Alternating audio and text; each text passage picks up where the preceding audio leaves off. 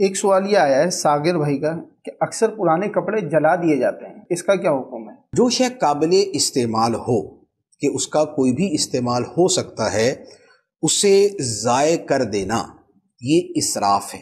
اور اسراف ناجائز و گناہ ہے۔ جو اسراف کی یہ صورت بیان کی ہے یہ ناجائز و گناہ ہے۔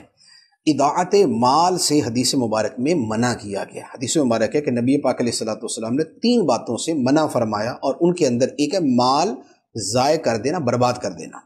پرانے کپڑوں کو جلانا جبکہ ان کا کوئی بھی استعمال ہو سکتا ہے، تو یہ جلانا جو ہے یہ ناجائز ہے، یہ گناہ ہے۔ ہاں یہ ہے کہ اتنے پھٹے پرانے ہو گئے کہ اب ان کا اصلاً ہی کوئی استعمال نہیں ہے، ایسی صورت میں جلا سکتے ہیں کہ جب اس کا استعمال کوئی باقی نہیں رہا، اور شاید جلانے کی وجہ یہ ہوتی ہو کہ یہ جو جادو وغیرہ ہوتا ہے یا برے جو عملیات ہوتے ہیں وہ عام طور پہ کپڑوں پہ یا کسی کے بالوں پہ، کسی کی استعمال شدہ چیز کے اوپر ہوتے ہیں، تو شاید اس سے بچنے کے لیے کوئی ایسا کرتا ہو، تو اس سے بچنے کے لیے بھی اگر کوئی کرتا ہو تب بھی یہ درست نہیں ہے۔